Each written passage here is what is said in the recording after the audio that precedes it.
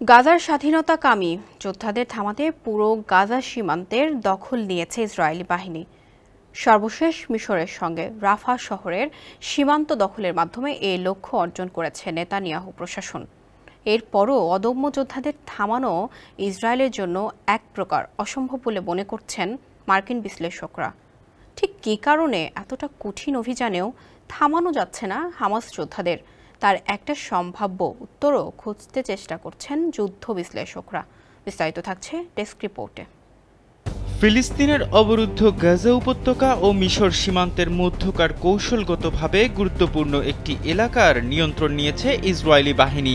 সীমান্ত বরাবর অবস্থিত এই এলাকাটি একটি বাফার জোন এবং ফিলাডেলফি করিডোর নামে পরিচিত।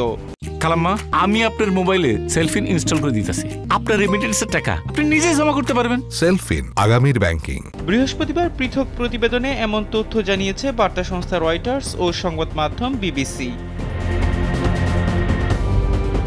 ইসরায়েলি প্রতিরক্ষা বাহিনীর মুখপাত্র ড্যানিয়েল হাগারি জানান, ফিলাডেলফি করিডোরে তারা 20টির মতো টানেল খুঁজে পেয়েছে যা হামাস অস্ত্র চোরাচালানের কাজে ব্যবহার করত। ইসরায়েলি সামরিক মুখপাত্র এই করিডোরকে হামাসের অক্সিজেন লাইন হিসেবে আখ্যায়িত করেন। তার দাবি, এই পথে হামাস নিয়মিত গাজা উপত্যকায় অস্ত্র আনার কাজ করে।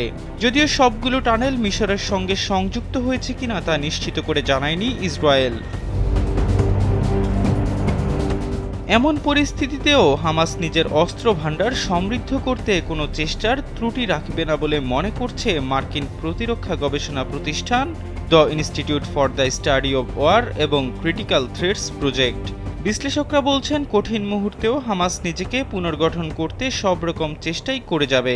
রাফাহ অভিযানের 2 সপ্তাহের মধ্যেই মিশর সংলগ্ন সীমান্তের 70% নিজেদের নিয়ন্ত্রণে নিয়েছে বলেও হামাস ইসরায়েল যুদ্ধের মূল্যায়নে উল্লেখ করে মার্কিন গবেষণা প্রতিষ্ঠানগুলো।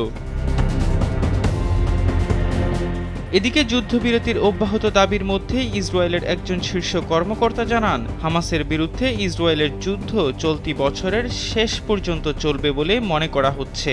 ইসরায়েলের জাতীয় নিরাপত্তা উপদেষ্টা জাচি হানেকভি বুধবার ইসরায়েলি পাবলিক রেডিওকে জানান, ইসরায়েলি বাহিনীর সাফল্য সুসংহত করতে এবং হামাসের শক্তি ও সামরিক সক্ষমতা ধ্বংস করতে আরও 7 মাস লড়াই করতে হতে পারে। ইসরায়েলের এই কর্মকর্তা মিশরের সঙ্গে গাজার সীমান্তবর্তী রাফাহতে চলমান ইসরায়েলি অভিযানের পক্ষেও যুক্তি দেখিয়েছেন। তিনি জানান, 2007 সালে হামাস গাজার নিয়ন্ত্রণ নেয়ার পর থেকেই সীমান্ত সংলগ্ন এলাকাকে চোরাচালানের রাজ্য হিসেবে গড়ে তোলা হয়েছে। এহসান আব্দুল্লাহ, কালবেলা ডেস্ক।